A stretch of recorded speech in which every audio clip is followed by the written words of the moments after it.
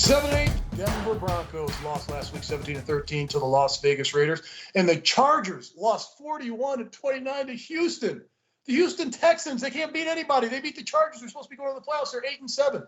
It's one of those games the Chargers had a slew of players out with the COVID protocols on both sides of the ball. Austin Eckler just cleared today. Coach, he'll be back playing the running back position for the Chargers. When I look at this game, if they can get Bosa and some of those guys back on the offense and defensive side of the ball, they should win this game. They're a 5.5-point favorite playing at home, but there's a major question on how many players will be back on this football team, because losing to the Texans isn't very good on your resume when it looks like you should be a playoff team. Denver, on the other hand, they've got problems at the quarterback position. Teddy Bridgewater's had a concussion. He was out last week. If he can get back to playing, it gives them a better chance. But you look at their defense.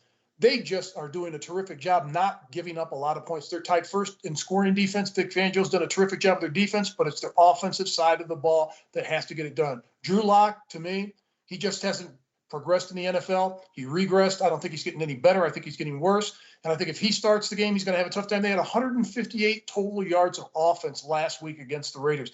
They're playing against a better Charger defense if they're healthy. That's the question in this game. Who's going to be healthy? Who's not? Well, when you look at the Chargers, they can be very impressive one way. You know, they lost a heartbreaker to the Kansas City Chiefs last week in overtime. Then they come down there to play Texas. They didn't bring their mind with them. The problem's been with defense and turnovers. They had 3 turnovers against Texas, and they got absolutely none, Mark.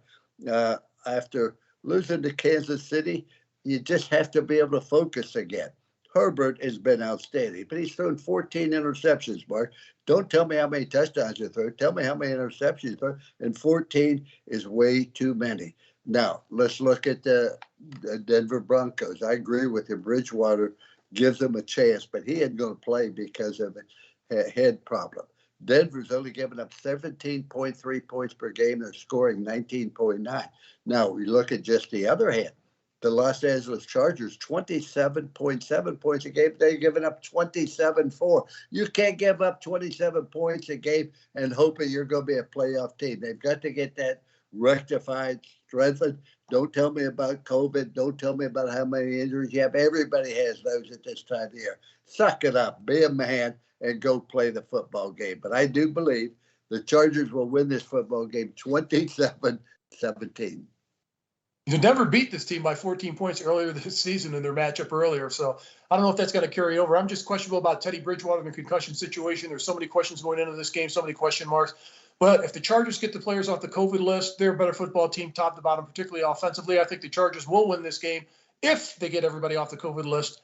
I like the Chargers given the 5.5 in this game. I think it's got to be an ugly game regardless, but the Chargers will find a way to win this game at home, 24-16.